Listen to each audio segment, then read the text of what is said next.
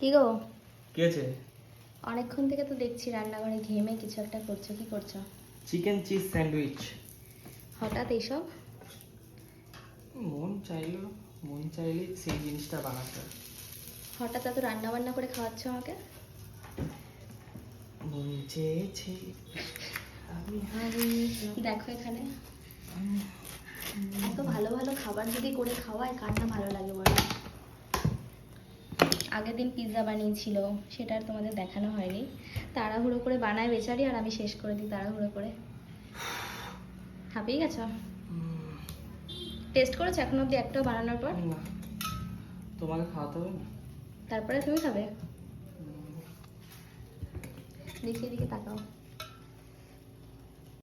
আমি তো ঘরে চলে এসেছিলাম ওই ভিডিওটা নিয়ে, তার কিছুক্ষণের মধ্যেই দেখি ও একদম প্লেট রেডি করে নিয়ে চলে এসেছে।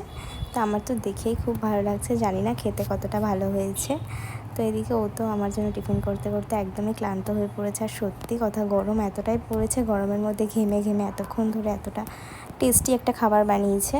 তো যাই হোক, খেয়ে তো বলতে হবে যে কেমন হয়েছে না হয়েছে। আর ও সত্যি কথা এত ভালো এক একটা খাবার বানাতে পারে না, আর ওর হাতে সত্যি খুব ভালো হয় রান্নাগুলো। তো এদিকে আমাকে প্রথমে দিল টেস্ট করতে, তো আমিও টেস্ট করলাম। আর সত্যি বলছি খুব ভালো বানিয়েছিল ও স্যান্ডউইচটা। তো এদিকে আমার তো দারুণ লেগেছে। তারপরে ও টেস্ট করলো, টেস্ট করে ও নিজের খাবারের প্রশংসা নিজেই করছিল যে খুব ভালো হয়েছে।